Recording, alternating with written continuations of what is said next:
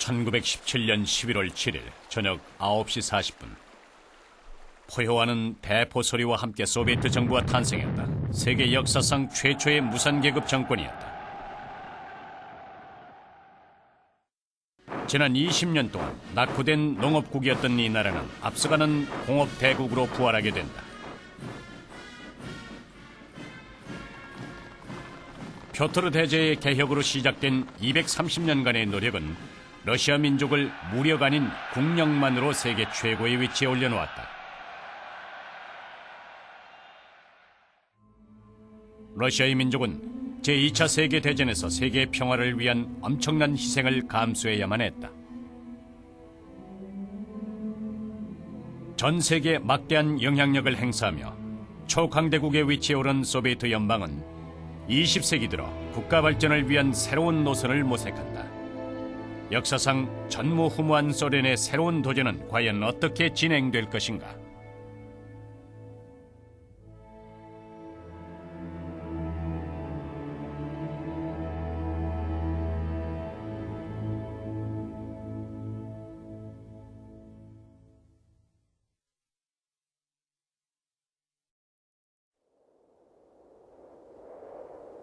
겨울은 모스크바에서 가장 운치 있는 계절이다. 1924년 1월 21일 도시 곳곳에 하얀 눈꽃이 휘날렸지만 이날의 모스크바는 끝없는 슬픔으로 가득했다.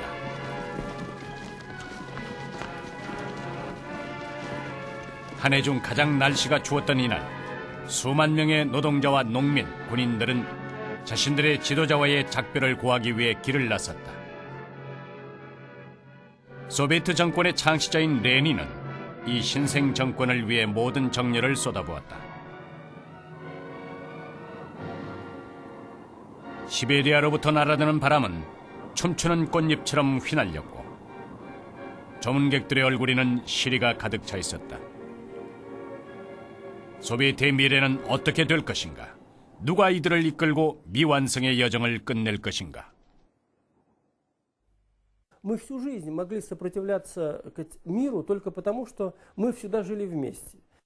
Понимаете, в конце концов, недаром у нас появился социализм, недаром мы многое сделали вместе. Мы сильны, когда мы вместе, когда мы объединены особой идеей и особой личностью. Нам всегда нужен герой, и за этим героем мы готовы идти до последней черты. 영웅을 숭배하고 영웅을 필요로 하는 나라. 동시에 러시아 민족은 영웅을 배출해냈다. 러시아는 역사적으로 정치가의 개인적인 기질이 나라의 운명에 결정적인 영향을 미쳐왔다.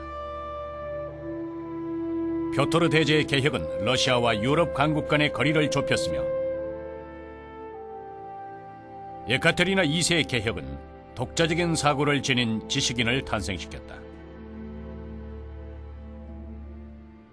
레닌의 혁명에 대한 집착은 인류를 위해 새로운 길을 개척해야 한다는 역사적인 중임을 맡도록 했다. 레닌이 역사적인 무대에 오르기 전 러시아에는 수많은 공산주의 조직이 출현한다. 그중 여성 공산주의 혁명가인 베라 자수리치는 마르크스에게 편지를 보내 이런 질문을 했다. 당신이 제시한 사회주의라는 것이 러시아에서 실현될 수 있을까요?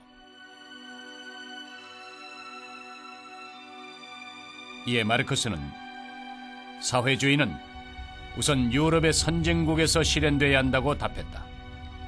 그 당시 거의 모든 사회주의 신봉자들은 사회주의는 노동자 계급이 주도하는 밑으로부터의 혁명이기 때문에 산업 기반이 발전된 영국과 미국 등 자본주의 국가에서 시작해야 한다고 생각했다.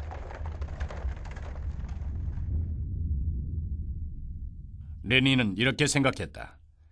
차르 시대에는 구역 안에서 경찰권을 행사하던 13만 봉건 영주들이 몇 세기를 유지해왔는데 왜 13만의 충성스러운 당원들을 보유한 우리는 몇십 년도 유지하지 못하는 것일까?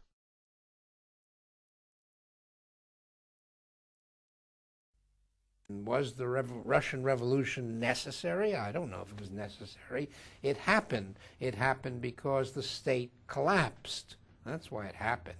It didn't happen because Lenin planned it. It happened because Lenin seized the opportunity that was offered to his small group to do what he wanted to do. 러시아 혁명의 승리는 신세계를 수립하겠다는 볼셰비키에게 자신감을 북돋아 주었다. 국민들은 레닌의 지도력이 소비에트 연방을 새로운 길로 이끌 것이며 자신들만의 일과 권리를 보장할 것이라고 믿었다.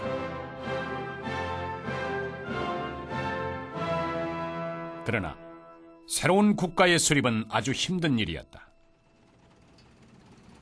러시아 혁명 4년 후 구미 선진국들의 봉쇄와 포위 속에서도 국내 반란을 평정한 소비에트 정권은 밑으로부터 불어온 폭풍에 휘말린다.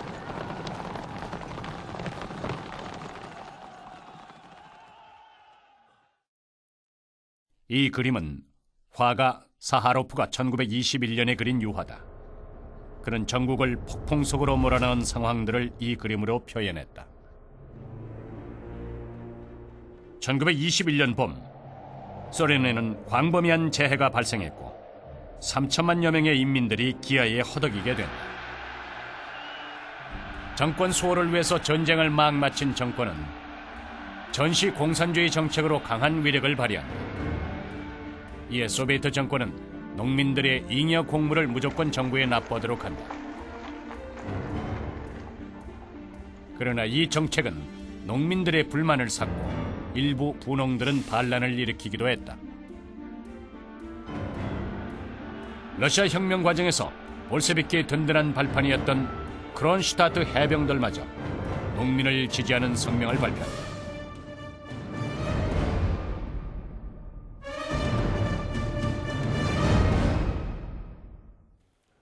Вы знаете, когда вопрос стоит между кашей и идеологией, то всегда человек выбирает кашу.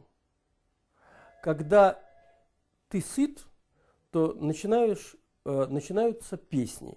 А когда ты голоден, то только молчание. Ленин принял НЭП, потому что он увидел, что по-другому после войны хозяйство поднять нельзя. 외부에서는 주변 국가의 봉쇄와 군사적 압력이 가해지고 국내에서는 식량 위기와 반란이 난무했다.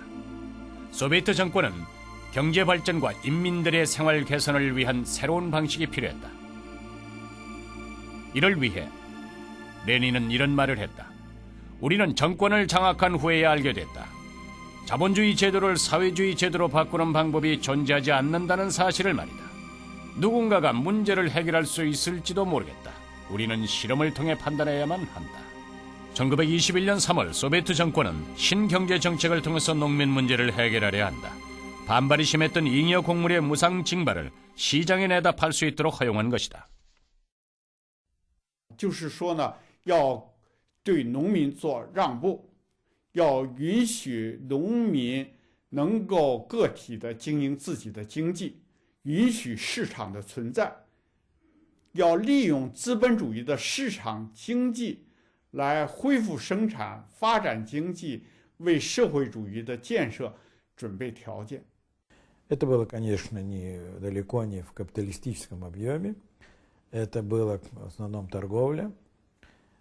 Это было снижение налога. Это было разрешение мелких предпринимателей. Но это была попытка оживить экономическую жизнь. Вот это и получило название новой экономической политики. 신경제 정책의 상업 분야에서 가장 먼저 시도한 것은 공산품을 농산물로 직접 바꾸는 것이었다. 그러나 화폐 사용에 익숙해 있던 당시 소련 여성들은 물물 교환을 원치 않았다. 공산품 역시 자리를 잡지 못했다. 소비에트 정권은 국내 경제를 회복시키기 위해 은행 시스템을 도입하기로 한다.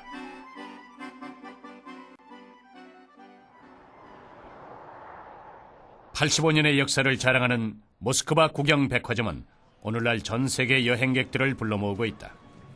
하지만 80여 년 전 이곳에서는 외국인을 찾아볼 수 없었다. 당시 구미 선진국들은 러시아의 소비에트 정권을 두려워했고 초기에 이들을 제거하려 했다. 미국은 외교 관계를 거부했고 관리들은 소련 여행을 원하는 신청자들에게 그런 나라가 있는지도 모른다며 비자 발급을 거부한다.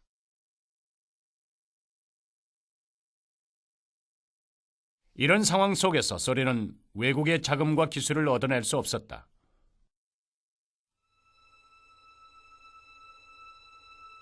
(1921년 8월) 모스크바 시민들이 주목하는 가운데 23살의 한 미국 청년이 크렘린에 나타난다. 그의 이름은 아먼드 해머였다.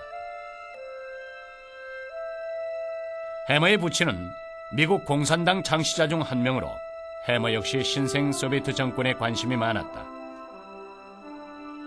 그는 대규모 의료 설비를 들고 소련을 방문한다.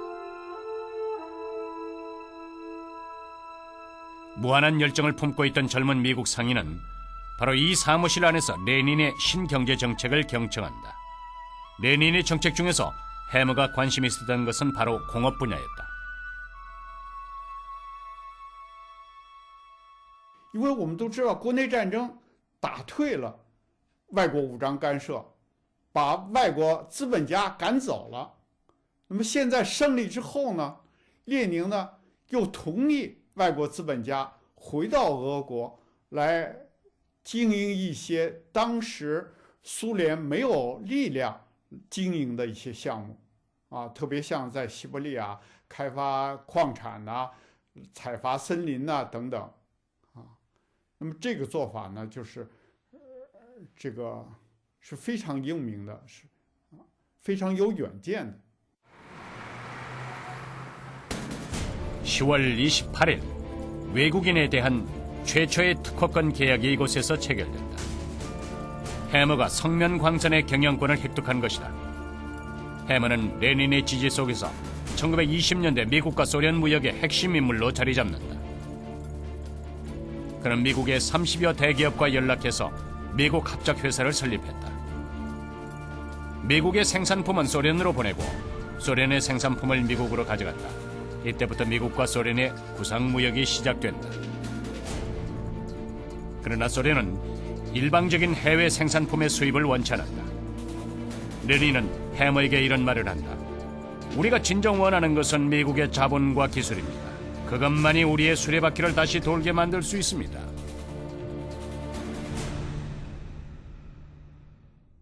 가즈 자동차는 소련 시대 대표적인 브랜드 중 하나다. 소련에서 가장 먼저 가즈 자동차를 생산한 사람은 바로 미국의 자동차 왕 헨리 포드다. 포드는 소련을 공존할 수 없는 적이라고 생각했다. 그들의 모습이 자신의 마음에 들기 전에는 나사 한 개도 가져갈 수 없다고 공언했다. 그러자 해머는 이렇게 조언한다. 소련은 아주 거대한 시장입니다. 그러다가 큰 시장을 잃게 될 수도 있습니다. 이후 포드는 소련과의 교역에서 만족할 만한 결과를 얻는다. 포드는 고리키시의 자동차 합작 기업을 설립한다. 1932년부터 가즈 브랜드를 단 승용차와 트럭이 매년 10만 대가 출고됐고 소련의 도로를 질주했다.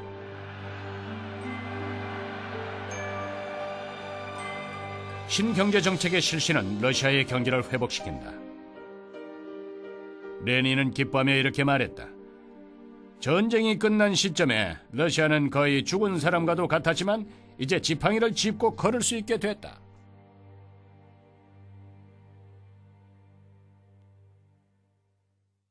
这个结果是什么呢？结果就是把市场实际上就等于把商品货币市场机制引进到苏联的社会主义建设里面去。这个东西是马克思主义的发展史上，这是一个重大的突破。 1923년 11월 20일 레닌은 소비에트 전체 회의에서 이렇게 말한다. 사회주의는 이제 요원한 미래나 추상적인 환상이 아니다. 신경제 정책의 러시아는 사회주의 러시아로 바뀔 것이다. 이것이 레닌의 마지막 공개 연설이었다.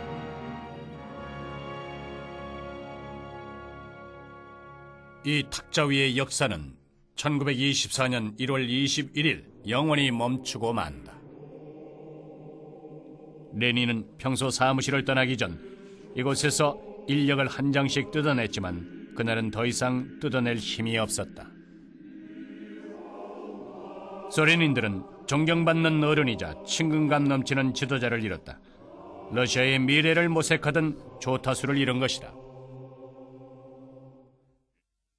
Они уже являются вторичными по отношению к Ленину. Ленин, конечно, дал человечеству поразительный пример какой-то иной жизни. Возможно, Россия бы, сложись по-другому после его смерти вся политика наша, возможно, что Россия бы показала бы пример еще и процветающей жизни. Но этот ленинский, поставленный Лениным эксперимент, к сожалению, оборвался. С моей точки зрения, мир в известной мере лишился определенного шанса на будущее. 그 뒤를 이어 정권을 잡은 사람은 위엄과 결단력의 상징 스탈린이다. 레닌의 이름은 시베리아가 발원지인 레나강에서 따서 만들었다. 그의 후임자인 스탈린은 강한 금속을 뜻하는 강철을 자신의 성으로 썼다. 이 두 이름이 가진 의미처럼 레닌 시대에는 나라의 경제 정책에 상당한 탄력이 있었다면 스탈린은 강경한 정책으로 국가 산업화에 박차를 가했다. The only way this big sprawling country can develop is by concentrating all resources. We must eliminate the bourgeoisie, we must eliminate the capitalist system, we must get control of all of the resources, including the agricultural resources. 斯大林就认为，我的工业化资金只能靠我自己内部来积累，内部来积累呢，那主要当然要来自于农业，所以他就明确提出了一个要共税论，就说要农民呢，就说除了他交的这个粮食就是应该交的国家任务之外呢，在工业品的上，他要把工业品的价格呢定得更高一些，然后这样让农民买东西的时候付出更多的钱，就说通过这样一个方式来积累工业化的资金。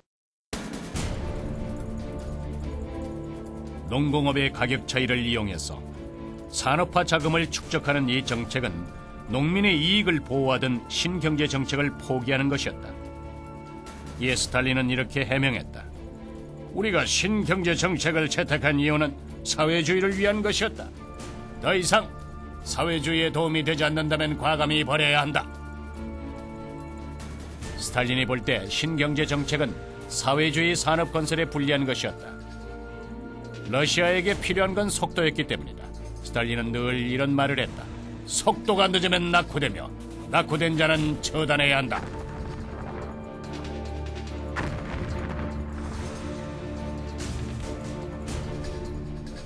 (1920년대) 서방의 각국은 제1차 세계대전의 후유증에서 벗어난다. 주요 공업 국가들의 공업 생산량은 전쟁 전보다 1.5배 이상으로 늘어났다. 당시 구미의 한 경제학자가 이런 주장을 했다. 경제적인 번영으로 자신감이 충만해진 자본주의 사회가 소련의 경제를 봉쇄하고 있다.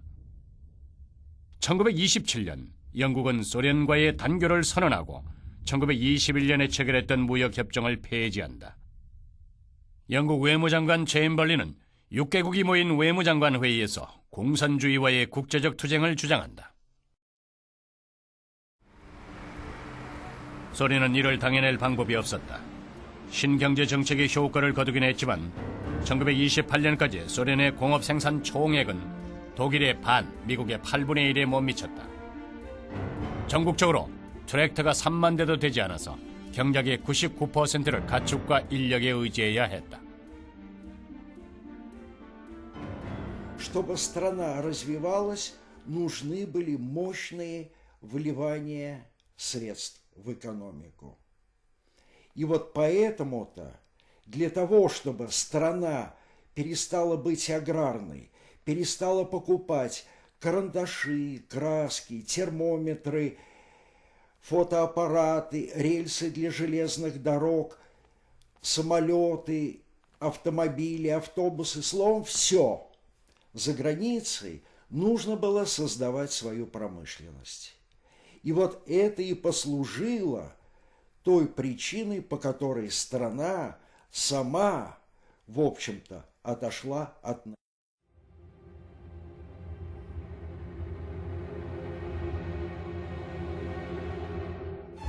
그러나 비슷한 크기의 인접국이었던 중국은 이 강철 같은 지도자의 중공업 우선 정책을 지지했다. 스탈린은 말했다. 중공업 발전이 없다면 현대화된 무기를 보유하지 못할 것이다. 이것은 중국이 처한 상황과 다를 바 없다. 지금의 중국은 독자적인 중공업도 독자적인 군수공업도 없기 때문에 어느 나라든 원한다면 중국을 공격할 수가 있다.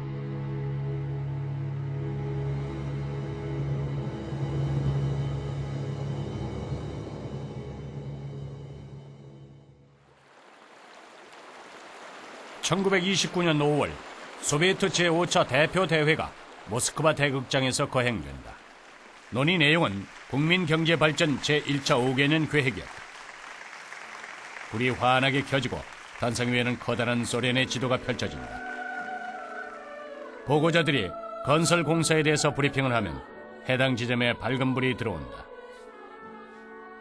행사가 끝날 때까지 지도 위에는 천여 개의 각종 불빛들이 현란하게 반짝였다.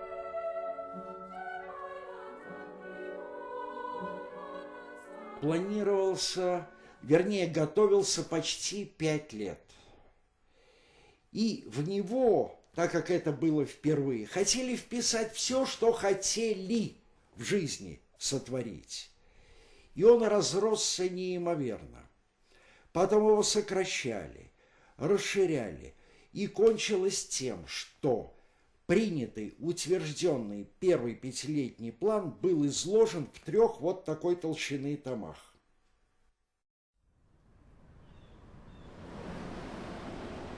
역사상 자국의 발전 과정을 그렇게 세밀하게 기록한 나라는 없었다.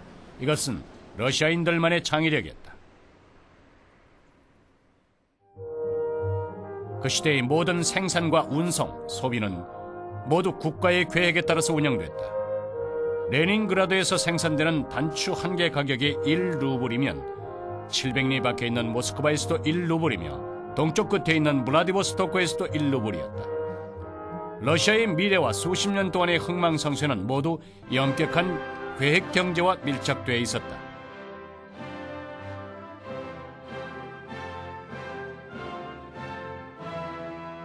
러시아가 제1차 5개년 계획을 논의하던 그해 인류 역사상 초유의 경제 위기가 닥친다.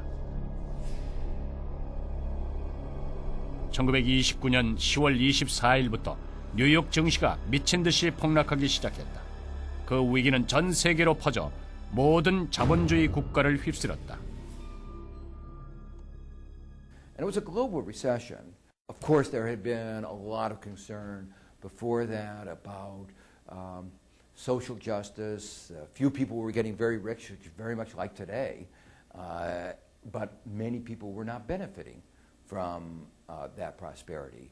The inequality in the United States then was at a very high level. Interestingly, we're now getting back to that same very high level. There's an interesting historical parallel. But with this crash of the economy, it was very clear that capitalism wasn't delivering in the way that many people had hoped. There was a role for government. 제1차 세계대전에서 구미 선진국의 손실은 1,700억 달러였지만 1929년부터 1933년까지 전 세계가 입은 손실은 2,500억 달러에 달했다. 이 위기는 모든 자본주의 세계를 경악시켰고 자유시장 경제의 폐단을 확실하게 보여줬다. 그러나 독자 노선을 걷고 있던 소련은 제1차 5개년 계획의 지도 아래 비약적인 발전을 이뤄낸다. 이때부터 구미의 자본과 기술, 인재들은 소련에 관심을 가지기 시작했다. 세계 최대의 이민 국가인 미국에서도 해외 이주 현상이 나타났고 10만 명의 미국인들이 소련으로 이주를 신청했다. 斯大林的公开言论里面，我没看到他说什么要用西方的技术。整个5年计划或者5年计划以前，用粮食从农民那边征收大量粮食，征收来干什么？就是用来出口，出口混汇，然后用这个去进口国外的技术。国外的这些设备进口了以后，但是国内他们不会运用，所以他讲技术决定一切的时候，就说我现在从国外买进了那么多设备，我这些设备，你得有人去掌握它。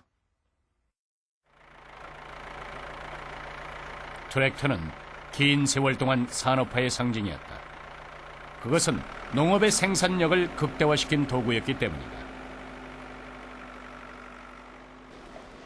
1929년 전 세계 심각한 경제 위기가 닥친 이 시기에 대규모의 트랙터 공장이 스탈린그라드에서 착공되고 생산에 들어갔다. 기적과도 같은 이 속도는 계획경제 체제 안에서만 가능한 일이었으며 소련이 세계 경제의 판도를 예측하고 이용했기 때문에 가능한 것이었다.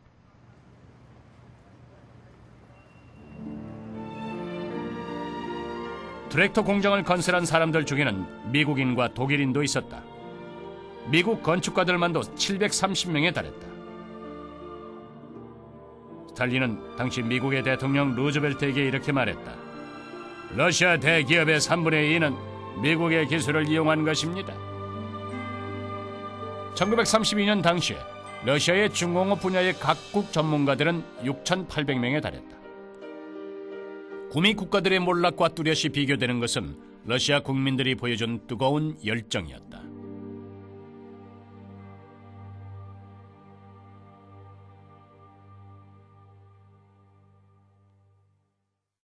(1935년 9월 2일) 소련의 기관지인 프라우다지에는 이런 글이 실렸다. 카드예프카시 중부 도네츠 탄광의 광부인 스타하노프 동지는 국제청년의 날 21주년 기념 작업에서 국내 신기록을 작성했다. 6시간 반의 작업시간 동안 그는 탄광의 1일 채굴량의 10%인 102톤의 석탄을 채취해 200루블의 임금을 벌었다. 세상을 놀라게 한 이 채굴량은 일반인의 13배에 달하는 수치였다. 일주일 후 스타하노프는 175톤을 채굴하며 자신의 기록을 또다시 갱신한다.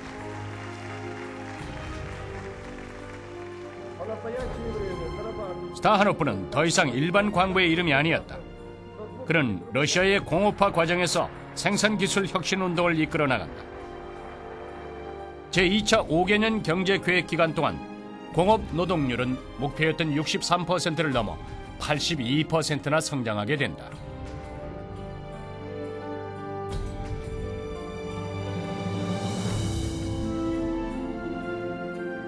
(1932년) 제1차 5개년 계획의 완성으로 러시아는 농업국에서 공업국으로 변모한다. 1937년 제2차 5개년 계획의 완성으로 러시아의 공업 생산 총액은 유럽 1위, 세계 2위로 도약한다.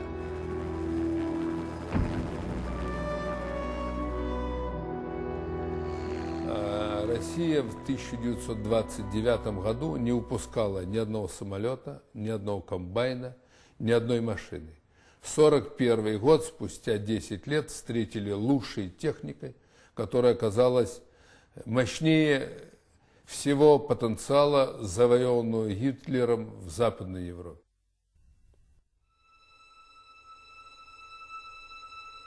인간에게 가장 고귀한 생명. 생명은 모든 인간에게 단 하나뿐이며 인간의 인생은 순식간에 지나간다. 인간이 지난 세월을 돌아보며 후회가 없다면 죽음을 앞에 두고 이렇게 말할 수 있을 것이다.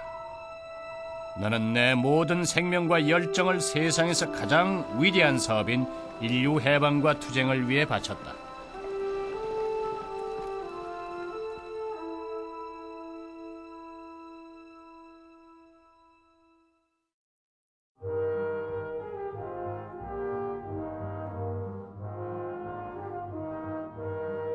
(1917년) 러시아 혁명이 시작되면서 세계 면적의 5분의 1을 점유한 이 국가에는 놀랄만한 변화가 일어났다.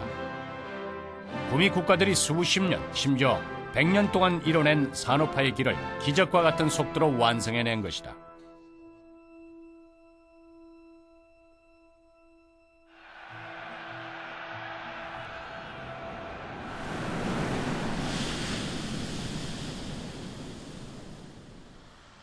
소련이 독자적으로 채택한 계획이라는 방식에 서방 세계의 관심이 쏠렸다. 1930년대 서방의 인사들이 소련으로 건너와 경험을 쌓았고 미국의 한 기자는 소련에서 돌아와 이렇게 말했다. 난 실현 가능한 미래를 보고 왔습니다. 계획이라는 단어는 순식간에 최첨단을 의미하는 명사가 되어버린다. 바로 국가의 역량을 이용해서 경제 생활에 거시적인 통제를 가하는 것이다.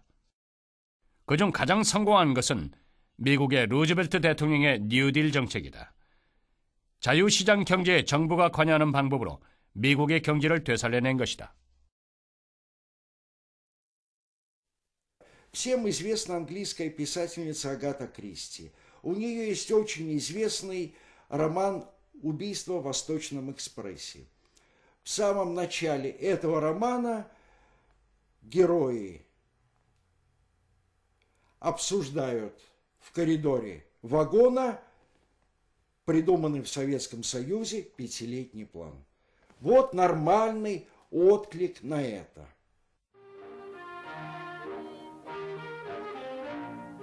러시아의 성공은 전 세계의 이목을 집중시켰다. 성공의 영광 뒤에는 빠른 산업화가 가져온 문제점들이 자라고 있었다. 한 달 임금보다 많은 돈을 지출해서 전화가 달린 숙소를 기술자에게 제공하고 각종 기구들을 구비해 주었다. 가족 부양증을 지급하고 극장 두 곳에는 영구 고정 좌석을 배치했다.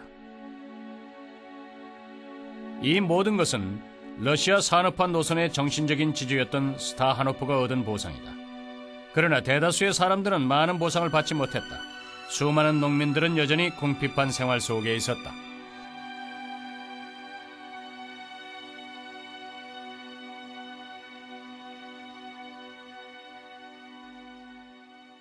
斯大林的经济发展呢，也存在着一些致命的弱点。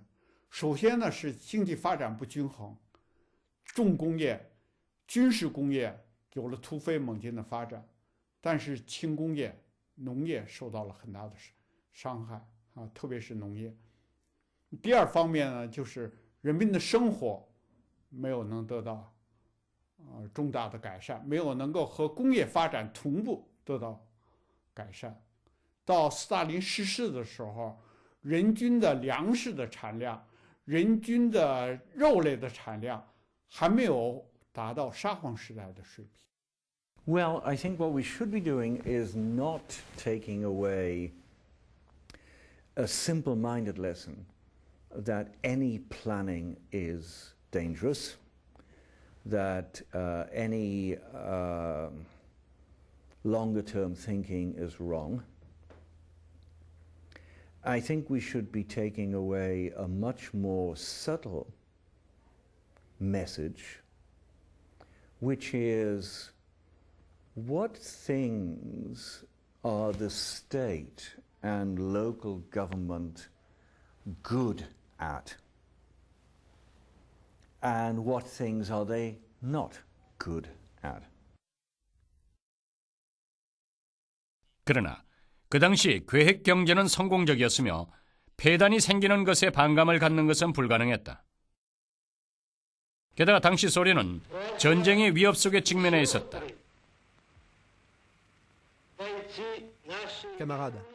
경제 위기에서 탈피하기 위해 독일, 일본, 이탈리아 같은 나라들은 파시즘이란 전체주의 정권을 수립한다. 소련이 제2차 5개년 계획을 완수한 1937년 중국은 힘겨운 항일 전쟁을 시작했고 스탈린이 줄곧 우려해오던 전쟁의 불꽃은 이 광활한 토지로 번져왔다.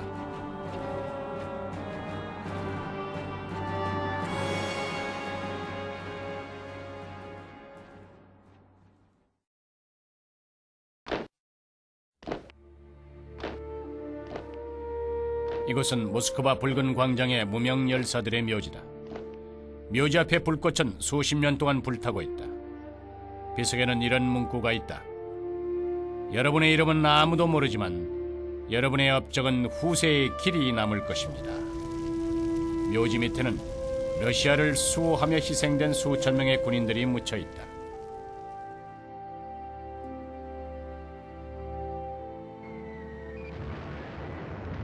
(1939년) 제2차 세계대전이 발발하고 1941년 6월 22일 독일군이 소련을 공격했다. 소련군은 일주일 동안 100만 이상의 병력 손실을 입었고 서부의 공업지역마저 파괴된다. 히틀러는 미소를 머금은 채 모스크바의 붉은 광장에서 경축 행사를 거행한다. 그러나 그의 미소는 곧 사라지고 만다. 소련의 반격이 시작된 것이다. 히틀러는 서부 공업기지를 잃은 러시아가 어떻게 갈수록 강해지는지 이해할 수 없었다. И все-таки мы сумели благодаря первой пятилетке сделать самое главное – заложить основы тяжелой промышленности. Если бы мы не создали металлургические комбинаты в Кузнецке, в Запорожье, в Магнитогорске, если бы не создали тракторные заводы в Сталинграде, Харькове, Челябинске, мы не смогли бы в годы второй пятилетки эти тракторные заводы преобразовать в танковые. 由于战争条件呢，采取了一种几乎是24小时工作制，就机器不息，人休息，这轮班导制制度，所以这个西部的工业，这个西伯利亚的工业也很快的发展起来了。 가장 힘든 시기였던 1942년에도 소련의 비행기 생산량은 2만 대를 넘어서 독일군의 2배에 달했다. 소련의 엄청난 생산 능력은 나치 독일을 제압하고 승리를 얻는 원동력이 됐다. 격렬한 전투가 이어질 때는 트랙터 공장의 노동자들이 막 제조된 탱크를 직접 몰고 나와 싸우기도 했다.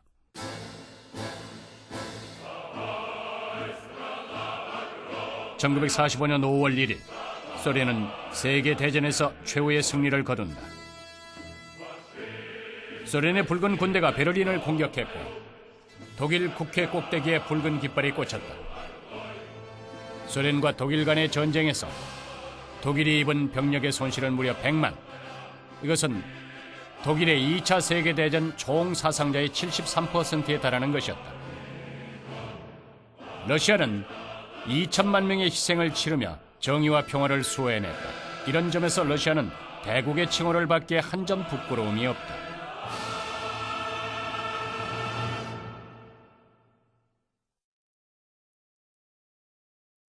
독일군의 패배가 확정된 1945년 2월 미국의 루즈벨트, 소련의 스탈린, 영국의 처칠이 얄타에 모여서 전후 세계의 판도를 확정하는 회담을 갖는다. 이는 곧 소련의 군사력과 정치력을 인정하는 것이었고 대국으로서의 소련에 대한 존경의 표시였다.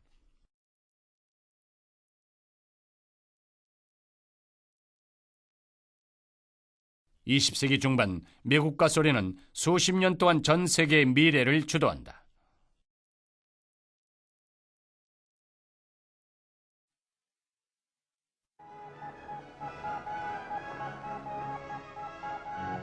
(1957년) 역사상 최초의 인공위성이 우주에 진입한다. 이 인공위성에는 소련이라는 글씨가 새겨져 있었다. 1961년 4월 12일 소련의 우주비행사 유리 가가린은 보스토크호에 탑승해서 최초의 우주비행을 이뤄낸다. 우주에서 지구를 내려다보게 된 인류. 이것은 세계 최초의 사회주의 국가인 소련의 힘으로 이루어졌다. 이들의 위대한 업적은 영원히 역사에 기록됐다. 이후 러시아를 이끌 지도자들의 업적은 더 높고 먼 곳에서 시작될 것이다.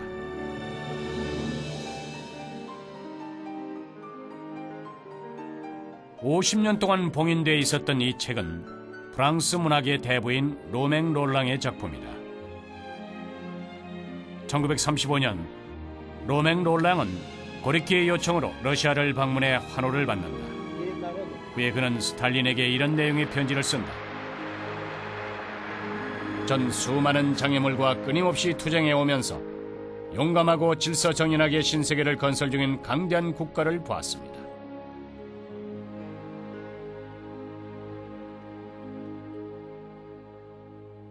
当时他们到那边去看了以后呢，确实也发现了苏联存在着各种各样的问题，比如说当时对斯大林的个人崇拜，还有当时就官僚主义的那些作风，还有广大农民还有一般老百姓的贫困的生活，还有国内他们有意识的封锁国外的情况。 로맹 롤랑의 일기 속에는 이런 내용이 있었다. 현 정책에는 부정적인 요소들이 내포되어 있다. 그건 불가피한 것들이다. 난 세상의 더 아름다운 미래는 소련의 승리와 함께 할 것이라고 믿고 있다. 소련에 대한 열애를 나타낸 로맹 롤랑은 자신의 일기를 50년 후에 발표하기로 결정한다. 그는 소련이 50년 후에는 그런 문제들을 해결할 것이라고 믿고 있었다.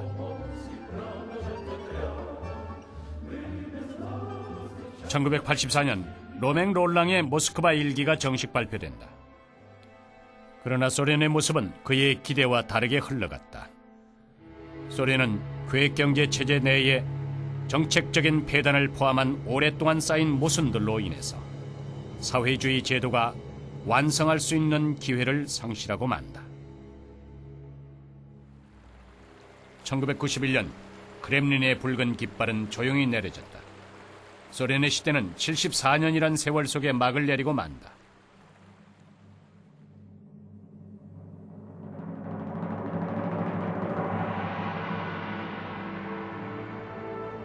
소련의 놀라운 발전 과정은 20세기 세계가 주목한 하나의 큰 사건이었다. 이 위대한 실천을 통해서 얻은 경험은 인류에게 귀한 교훈이 됐다. 역사를 판단하기 위해서는 넓은 시각으로 세상을 바라봐야만 한다. 사회 변혁의 완성은 단기간에 이루어질 수 없기 때문이다. 수십 년, 수백 년, 심지어 더 오래 걸릴 수도 있다. 이 위대한 민족에게 있어 좌절이란 새로운 출발을 의미한다. 이제 러시아는 다시 일어나 새로운 민족 부흥의 길을 찾아가고 있다.